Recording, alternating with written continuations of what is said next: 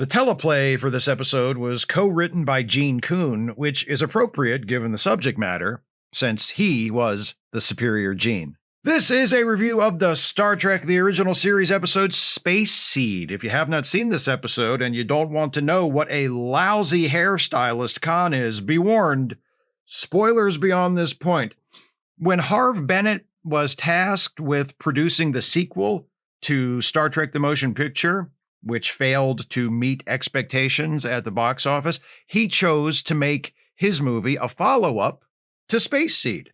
That movie, Star Trek II: The Wrath of Khan, was a surprise hit and convinced the studio to keep making Star Trek movies and eventually TV shows, and now here we are. So, if you think about it, Space Seed is the episode that saved Star Trek before the show was even canceled.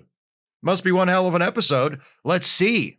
The Enterprise detects an old Earth ship adrift way farther out in space than any ship from its time period should be. Spock estimates the ship originated in the 1990s. Kirk decides to take an away team over and see what's up. And since the ship is so old, he says, hey, let's get that worthless do-nothing historian we've got to come along as well. Maybe she can earn her keep around here for once, fucking leech. What does she even do? The historian, Lieutenant Marla McGivers, joins Kirk, McCoy, and Scotty as they beam over to the old ship. They discover rows and rows of people laid out unconscious in small compartments. It's a sleeper ship, McGivers says. Kirk's like, what was your first clue? McGivers says they had to travel in suspended animation during their era because space flights took such a long time. It's just like in that old song. Back in the 90s, people had to sleep so they could fly in space. The away team's presence on the ship has triggered an automatic system of some kind, and the occupant of one of the sleeping compartments begins to wake up. The machinery begins to malfunction, so Kirk smashes the glass and opens the door, and the platform the guy is lying on slides out. As he gasps and sputters to life, McGivers looks at him like, Jesus Christ, what a man he is. God, I'd love to ride him like I'm a jockey at goddamn Pimlico. Whew, I'm glad I only thought that to myself instead of saying it out loud in front of everyone. They take McGiver's new boyfriend to sickbay and take the sleeper ship in tow. Kirk's intention is to head for the nearest starbase and let them figure out if and how to wake up the rest of the 72 sleepers still alive on the ship. As they get underway, Spock tells Kirk that the name of the sleeper ship is the SS Botany Bay, but there's no listing for that ship in any of the records. Kirk says Botany Bay was the name of a penal colony. Maybe this was some kind of prison ship, but Spock doesn't find that very logical. This ship comes from a period of Earth history where entire populations were being bombed out of existence. Why would they waste one of their most advanced spaceships to get rid of a few dozen criminals? Good question. Maybe the guy from the ship can answer it. He's in sickbay, unconscious again, but recovering nicely. McCoy and Kirk are talking about him when McGivers walks in like, is my sleepy bronze Chad going to live? And is everything still going to work? Kirk's like, can I talk to you for a second? They go into the next room, and Kirk says to McGivers, maybe try to restrain yourself from riding his dick while you're on the clock, huh? McGivers says, excuse me, sir, but I'm the ship's historian, and my interest in him is purely professional. He's a living relic from the past, and I'm eager to examine his mind. The facts that he's gorgeous, jacked as fuck, and hung like Seabiscuit are just ancillary benefits. Kirk's like, well, as long as you're honest. They leave, and in the next room, the sleeper wakes up. Again, he hears McCoy talking next door, grabs a scalpel from a display of old-timey medical instruments on the wall, and jumps back into bed, pretending to still be asleep. When McCoy comes in to check on him, the guy springs to life and holds the knife to McCoy's throat. McCoy handles the situation calmly, saying, if you want to slit my throat, your best bet is to slice right below my left ear. That'll kill me real fast. Do it. Please do it. Sleepy Chad says, you got spunk. And unlike a cranky old newsman I once had executed, I like spunk. He lets McCoy go, gives back the scalpel, and asks to speak with the captain. Kirk comes in, and eventually, after Kirk tells him how long he's been asleep, where the rest of his people are, and where they're going, Sleepy Chad gives up that his name is Khan. Kirk's like, "Nice to meet you, Mr. Khan. I'm sure this is the beginning of a long and mutually beneficial friendship between the two of us." Khan's like, "Yeah, probably. Hey, since it's really boring just lying around in bed all day, can I study the schematics for your ship? For fun?" Kirk's like, "I see no reason why that should be a problem," and shows Khan how to access the Enterprise's computer library. Later, on the bridge, Kirk and Spock are chatting about Khan. Kirk wonders if Khan's superior physical abilities, Dr. McCoy estimates he has strength many times that of a typical human, might be the result of genetic engineering.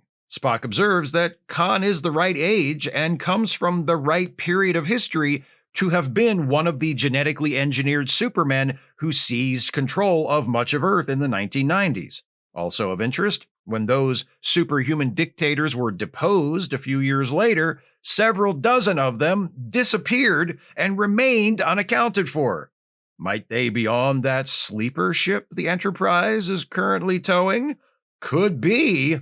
MacGyver's goes to sickbay to see Khan, and Khan's like, "Hey, sweet cheeks, sit down and talk to me. But first, can we do something about your hair? Come over here to the mirror, for Christ's sake." And Khan pulls a few random locks of hair out of her updo so that it looks slightly messier, but more or less exactly the same. And he's like, "There, much better. As you can see, my superiority even extends to cosmetology." At MacGyver's suggestion, Kirk throws a fancy dinner party to welcome Khan to their century.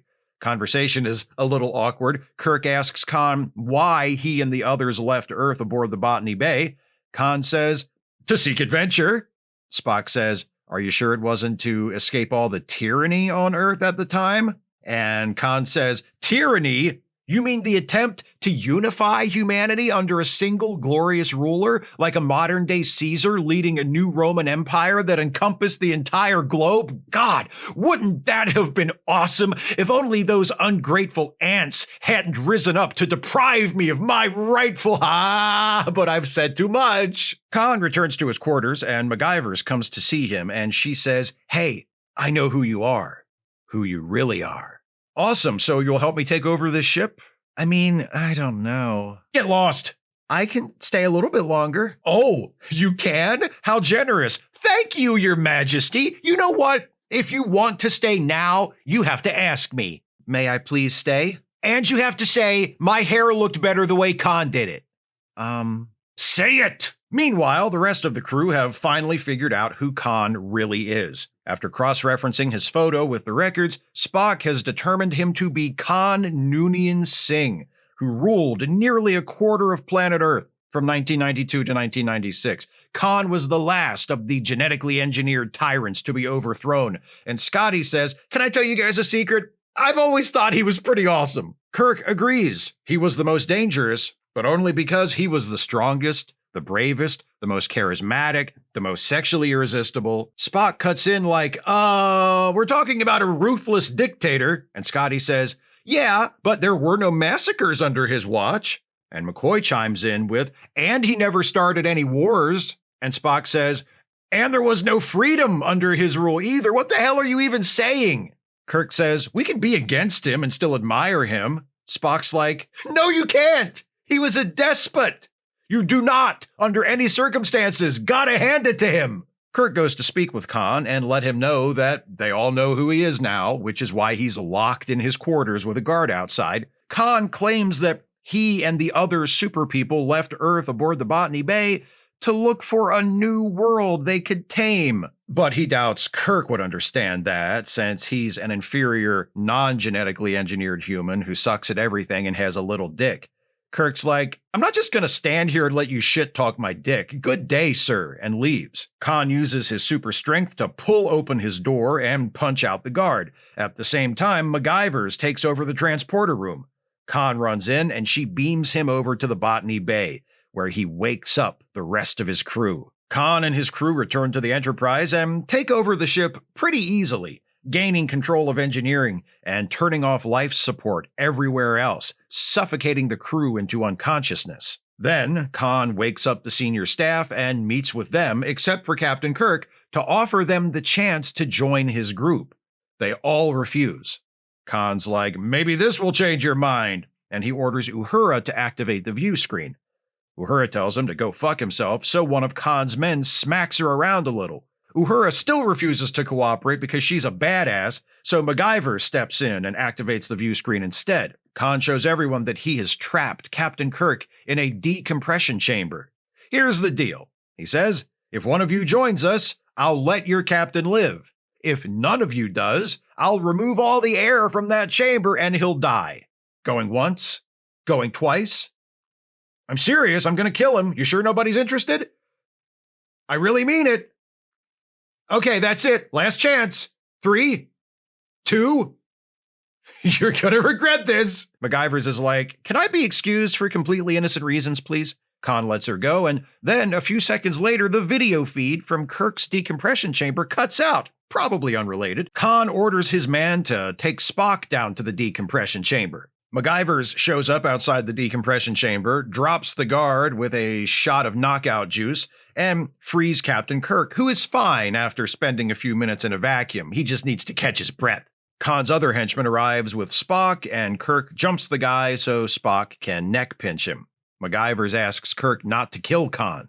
Kirk and Spock agree the best way to handle the situation is to release knockout gas into the entire ship, except the section they're in, to incapacitate everyone, including Khan and his crew, all at once. There's a lot of large-scale rendering of people into unconsciousness in this episode, isn't there? The gas takes out everyone except Khan, who manages to make it to engineering and cut off the gas before he gets knocked out.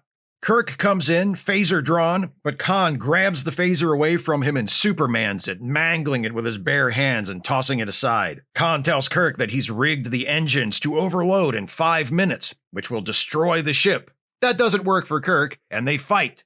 Kirk is no match for Khan's superior strength, but luckily, Scotty has recently restocked the club shelf. So all Kirk has to do is take a club from one of the many convenient slots along the bottom of a console and use the club to put Khan down so he don't get back up. Then he rushes over to the other control panel to shut down the overload, and the day is saved. Just one last piece of business. What to do with Khan and his people. Kirk convenes a hearing where he formally drops all charges against Khan and the others. Instead of taking Khan and his crew back to Starfleet to stand trial, Kirk decides to drop them off on a planet in the nearby Ceti Alpha system, a planet which Spock describes as habitable but inhospitable. Khan seems like he's looking forward to it, relishing the challenge of conquering this new world. Kirk offers to let MacGyver's go with Khan, an opportunity she accepts, and Khan says, yes, she is a superior woman. I will take her. Even though she betrayed me and led to the failure of my plot to commandeer the Enterprise, but I'm over it. Khan and MacGyver's are taken out. Spock says to Kirk, it would be interesting to come back to this planet in the future, to see what has grown from the seed you've planted here today. Kirk says, you're right, I definitely want to check up on them at some point. Now don't let me forget, the end. Space Seed is one of a handful of Star Trek episodes familiar even to many non-fans. It's not quite up there with The Trouble with Tribbles or City on the Edge of Forever in terms of general recognizability, but it's only a notch or two below that level. Some of that is due to its association with Star Trek II, the popularity of which extends beyond hardcore Trekkies, but I think a lot of it is due to the episode itself. Never mind Star Trek II. Space Seed is and always has been an outstanding piece of work in its own right. The setup is as old as the hills. Our heroes discover a mysterious vessel that has somehow gotten to a place it shouldn't be, and when they board the vessel, the mystery only deepens. The plot unfolds from there in a way that feels natural, as the heroes seek to solve the mystery of where this ship came from, who these people are, who Khan is specifically. Sometimes the pacing drags a bit, some scenes feel a little too talky, as though the writers are stretching to hit their runtime, and the multiple let's knock everybody out plans are repetitive, but those are only occasional fleeting problems. Overall, the episode moves along pretty well and packs a lot into its single hour. Character-wise, just about everything works. I might quibble that it's too easy for Khan to gain access to the ship's blueprints, but the Enterprise crew didn't realize who he was at that point, so that can be chalked up to giving a stranger the benefit of the doubt. Kirk's condescending attitude toward MacGyvers and her role as a historian is a little odd, but it also helps to explain why nobody but MacGyvers seems to suspect Khan's true identity. It still seems strange, given that Khan turns out to be one of history's most infamous dictators, someone Kirk, Spock, McCoy, and Scotty are not only familiar with, but have fully formed opinions about. But the rest of the episode is so good it doesn't really bother me. Such oddities aside, the three lead regulars are all excellent here. Kirk picks up on MacGyver's fascination with Khan right away and pulls her aside to make sure it won't be a problem. It is a problem, obviously, but at least the script doesn't write Kirk as being oblivious to it when it's right there in front of him. Kirk, with some help from Spock, also starts to catch on that Khan might be somehow connected to the genetically engineered supermen of the 1990s, even before they confirm his identity. And Kirk and Khan's indirect verbal jousting does a good job of building the tension between them. Spock's "Why are you praising a ruthless dictator?" reaction to Kirk, McCoy, and Scotty expressing admiration for Khan is one of my favorite Spock bits from the entire series, and I'm totally on his side. He's absolutely right to call bullshit on all of that. I also love McCoy's cool-headed response to Khan holding a knife to his throat. And beyond the big three, I love Uhura's silent defiance when Khan orders her to turn on the view screen. It's not great that her most memorable contribution to the episode is getting smacked, but her refusal to obey the orders of a dictator, even in the face of violence, is still fucking fierce. MacGyvers, played by Madeline Rue, is not the best character the writers of Star Trek ever came up with. She's portrayed as smart and extremely knowledgeable in her field, so at least that's something, but how quickly and completely she falls for Khan while knowing who he is and what he's capable of is, well, that's something else. It's not even that Khan seduces her to the dark side. There's no seduction necessary. As soon as she sees him, she's like, yes, please. How the hell did this serial killer groupie pass the psych test to get into Starfleet? Then again, that's not really the point, is it? MacGyvers isn't a terribly progressive or feminist character, but she is the vessel for one of the episode's most important themes: the danger inherent in being too admiring of people like Khan. If you think about it, what MacGyvers does is just a more extreme version of what Kirk, McCoy, and Scotty are doing in the conference room when Spock calls them out, overlooking Khan's obviously threatening characteristics in order to highlight his supposedly positive qualities. Where does that get you? Kicked out of Starfleet and exiled to an inhospitable planet with your dictator boyfriend. That's where. And that's the best case scenario. That's the reward MacGyvers gets for retaining just enough good sense to thwart Khan's attempt to murder Kirk and take over the ship. The star of the episode, though, is obviously Khan, played by Ricardo Montalban in an extraordinary performance. This is another area where Star Trek II has overshadowed the original episode. Montalban's older, angrier, big-haired, bare-chested, Melville-quoting version of Khan has become a pop culture legend, one of the all-time great camp villains, and deservedly so. But his work as Khan here in Space Seed is just as good in its way. This Khan is less theatrical than his older self, which is not to say he's not theatrical at all. He's plenty theatrical here, just not to the "this is SETI Alpha 5" level. The Khan of Space Seed is cunning, reserved, a man who isn't sure what situation he's woken up to and therefore holds his cards very close to his chest. He's a coiled spring, or maybe a coiled snake would be a better metaphor. He's formidable, but never really likable.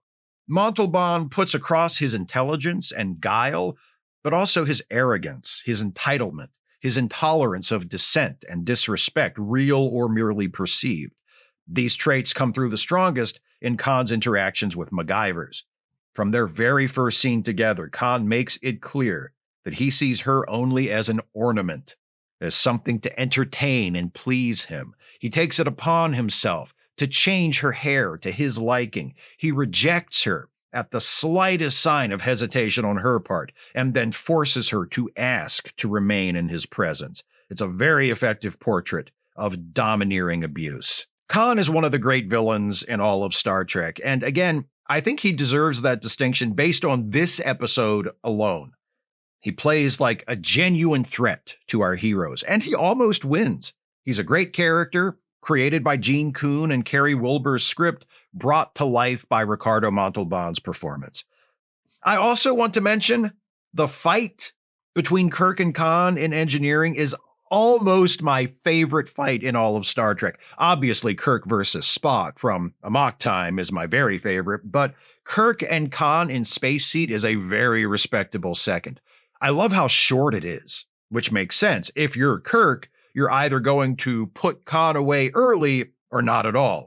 I love the story of the fight, with Kirk trying to stick and move and using more acrobatic attacks to avoid and counter Khan's superior strength. And I love that Kirk wins with a combination of brains and brawn. He's smart enough to realize he can't beat Khan in a fair fight, so he grabs a weapon and uses it to beat that motherfucker unconscious. Think your way out of that one, Mr. Genetically Engineered Intellect. If you're the sort of fan who gets hung up on trivial details, you might be bothered by how some of the backstory mentioned here has been changed, mostly without explanation, in the decades since this episode was made.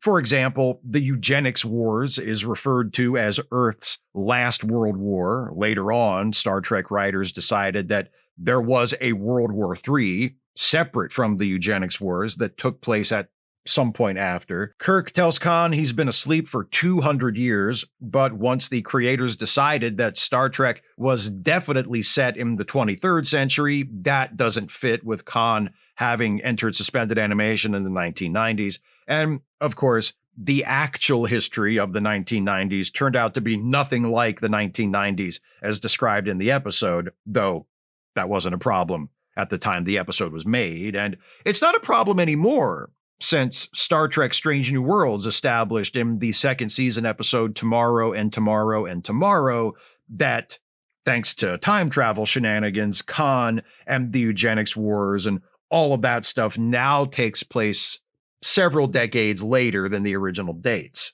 Personally, I don't give a shit about any of that stuff. I just want a good story, and Space Seed delivers that and then some. Mystery, tension, a formidable adversary for Captain Kirk, an outstanding guest star turn by Ricardo Montalban as Khan, a classic Star Trek fight, Spock being dismayed by what assholes his crewmates are, good writing, stellar acting, solid direction from Mark Daniels, who is tied with Joseph Pevney as classic Trek's most prolific director. This episode has got it all. It's one of the best episodes Star Trek the original series ever produced, a classic among classics. Those are my thoughts on Space Seed. What do you think of this episode? Please share your thoughts with me in the comments. If you'd like to support this channel, and I sure wish you would, if you can afford it, you can do so by becoming a patron at patreon.com/Steve Shives, becoming a channel member by clicking the join button, or by making a one-time gift by clicking the thanks button, or via PayPal or Venmo. Links are in the description. Happy New Year, everyone. It's a new year and a new batch of retro reviews. This batch will be a relatively small one, just 4 episodes. This TOS episode, Space Seed, and 3 episodes of Star Trek Enterprise, all dealing with the Augments, which is what those Khan-type genetically engineered super people were eventually called. So join me next time as I review the first of those 3 Augment-centered Enterprise episodes from that show's 4th season, an episode titled Borderland. See you then. Thanks for watching, and take care, everybody.